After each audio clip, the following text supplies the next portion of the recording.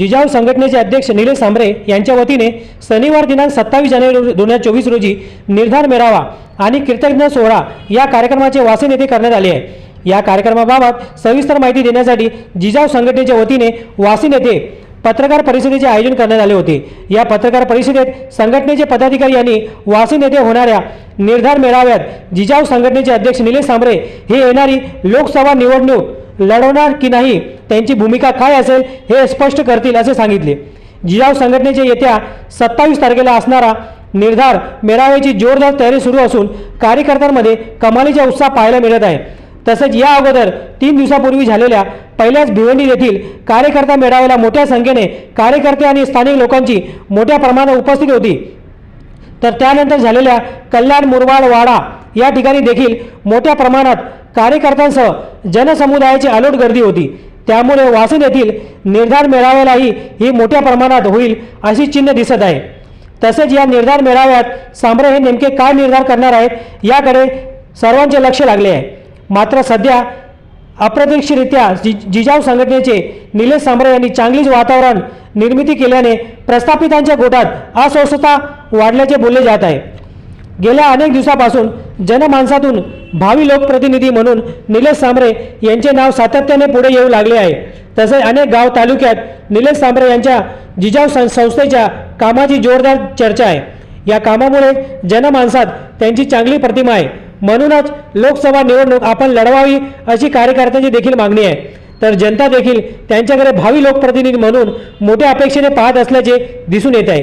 म्हणूनच या सगळ्याचा विचार करून 27 जानेवारी रोजी जिजाऊ संघटनेच्या वतीने आयोजित करण्यात आलेल्या निर्धार मेळावा आणि कृतज्ञता सोहळा या कार्यक्रमात जिजाऊ संघटनेचे अध्यक्ष निलेश सांबरे हे आपली याबाबतची असलेली भूमिका स्पष्ट करणार आहेत। जिजाऊ संघटनेचे अध्यक्ष निलेश सांबरे यांच्या वतीने 27 जानेवारी रोजी निसर्ग हॉटेल मुंबई नाशिक हायवे वासिन येथे पत्रकार परिषदेचे आयोजन करण्यात आले होते। यावेळी मोनिकाताई पानवे मॅडम यांनी पत्रकारांशी बोलताना काय माहिती दिली पाहूया।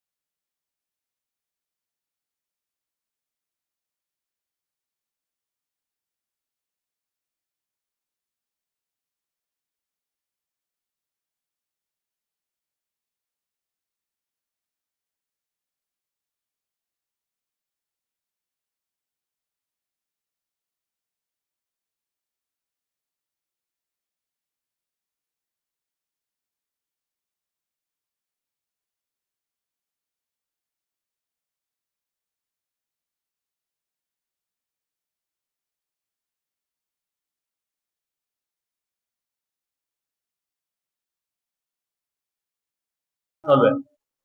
म्हणून ही समाजाला वाटणारी गरज किंवा समाजाला वाटणारी जी काही महत्वाकांक्षा ही सांबरे साहेबांबद्दलची प्रचंड आहे. आणि त्याचाच आशय म्हणून येणाऱ्या आपल्या 27 तारखेच्या निर्धार मेळाव्यामध्ये या सगळ्यांना प्राप्त होणार आहे. आणि त्यामुळे ह्या सगळ्या भूमिका आपण घेत असताना, कारण की ह्या सगळ्या भूमिका, ह्या सगळ्याबद्दलचं विवेचन, या सगळ्या गोष्टींचं सविस्तर वार्तालाप माझ्या सगळ्या मीडिया बंधू, पत्रकार बंधू या सगळ्यांपर्यंत असणं हे देखील फार महत्वाचं आहे. त्या पलीकडं बऱ्याचशा जेव्हा भूमिका प्रश्न उत्तरित असतात, काही अनुत्तरित असतात, की त्यामध्ये काय नक्की पुढची भूमिका कशी असणार किंवा राजकीय पटलावर आपण काय करणार, या सगळ्या गोष्टी आपण कुणावरही टीका करत नाही, कुणाला वाईट बोलत नाही. कुणाचाही पक्ष असेल, कुणाचंही संघटन असेल, आपण आजपर्यंत, कारण की सामाजिक तत्वावर सांबरे साहेब काम करतायत. जिजाऊ संघटनेचा प्रत्येक पदाधिकारी, प्रत्येक प्रचारक आज काम करतोय. प्रत्येक पक्ष किंवा संघटना ही त्यांची ध्येय धोरणं राबवण्यासाठी काम करते. समाजाला जी उपयुक्त गोष्टी ठरतील आणि समाजाला दिशादर्शक ठरतील अशी संघटनेच्या माध्यमातून सगळ्या गोष्टी राबवल्या जात असतात. आणि अशा माध्यमातून आपल्याला कुणावरही टीका आपण करत नाही, कोणत्याही पक्ष असो, कोणताही संघटना असो. त्यामुळं जिजाऊ संघटना या निर्धार मेळाव्याच्या माध्यमातून हे क्लिअर नक्कीच करेल की येणाऱ्या लोकसभा निवडणुकीमध्ये सांबरे साहेब उभे राहतील की राहणार नाहीत. हा नक्कीच आदरणीय निलेशजी सांबरे साहेबांचा मुद्दा असेल, तो त्या ठिकाणी क्लिअर करणारच आहेत. पण तत्पूर्वी आपल्याला पण ह्याबद्दलची जाणीव असणं फार महत्वाचं आहे. कारण की सगळे पक्ष असतील किंवा जरी आज जिजाऊ संघटनेची ताकद ही आपल्याला गावागावामध्ये बघायला मिळते. प्रत्येक ठिकाणामध्ये अगदी वैद्यकीय सेवेपासून, विद्यार्थ्यांपासून, युवकांपासून, गावांपासून, शहरांपासून प्रत्येक लाभार्थ्यांपर्यंत आपल्याला ही सेवा पोहोचलेली बघायला मिळते. आणि हीच आपली जिजाऊ संघटनेची ताकद आहे. आणि या ताकदीच्या बलबुत्यावर आणि समाजाच्या मागणीवर या सगळ्या गोष्टी उभ्या राहिल्या.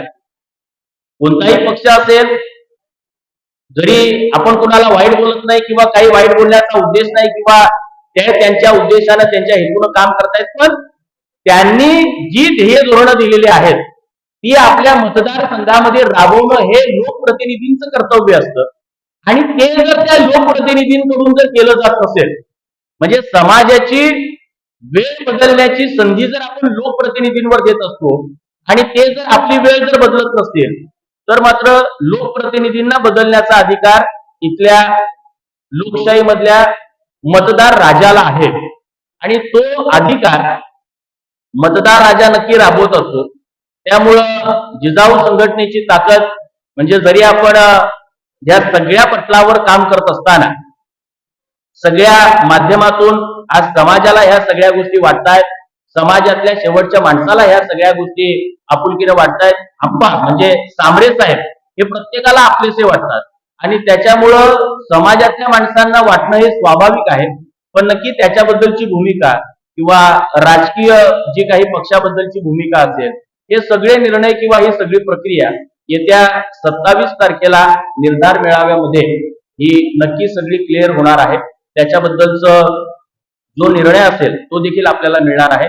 पण नक्कीच तत्पूर्वी जी पत्रकार परिषद आपली या ठिकाणी संपन्न होते, ज्या हेतून, ज्या महत्वाच्या उद्देशानं, कारण की आपला भिवंडी लोकसभा मतदारसंघ आणि या सगळ्या भिवंडी लोकसभा मतदारसंघ आपला जो कार्यक्षेत्र आहे त्याचं प्रतिनिधित्व करणारा आपला हा भाग, या भागामध्ये आपण सगळ्या भागामधनं जे पत्रकार बंधू भगिनी उपस्थित आहात, या सगळ्यांच्या उपस्थितीमध्ये या कार्यक्रमाची माहिती आपल्यापर्यंत असणं आणि आपल्या माध्यमातून ती प्रसिद्धीस जाणं हे देखील फार महत्वाचं आहे. जेणेकरून आज समाजाला निर्धार जो समाजानं केलाय त्या निर्धाराला आपल्याला देखील पुढे घेऊन जाणं हे देखील महत्वाचं आहे. आणि म्हणून ही आजची पत्रकार परिषद आपल्या सर्वांच्या उपस्थितीमध्ये आज संपन्न होते. बरेचसे मुद्दे आहेत, बऱ्याचशा गोष्टी आहेत. या सगळ्या मुद्द्यांवर सांबरे साहेब आज ज्या शिताफीनं काम करतायत, जिजाऊ संघटना आज ज्या तडफडीनं काम करते, समाजातल्या प्रत्येक दुर्बल वंचित घटकाचं दुःख जाणून घेऊन त्यांच्यासाठी अहोरात्र, अगदी रात्रीचा दिवस करून मेहनतीनं काम करते. आणि त्याच अनुषंगानं एक आपल्याला निर्धार प्रत्येकाचा विकासाचा करावा लागेल, महिलांच्या उत्थानाचा करावा लागेल, युवकांना दिशा देणारा करावा लागेल, शेतकऱ्याला आधार देणारा करावा लागेल आणि त्याच्यासाठी आपला निर्धार मिळावा. येत्या 27 जानेवारीला संपन्न होतोय. याचे आपणही सर्व साक्षीदार आहात. म्हणजे आपल्याला याच्याही पलीकडे जास्त उत्सुकता असणार आहे, कारण की येत्या 27 तारखेला नक्की काय निर्णय असेल किंवा आदरणीय सांबरे साहेबांचं नक्की काय ध्येय धोरण असेल, काय निर्धार केला जाणार आहे.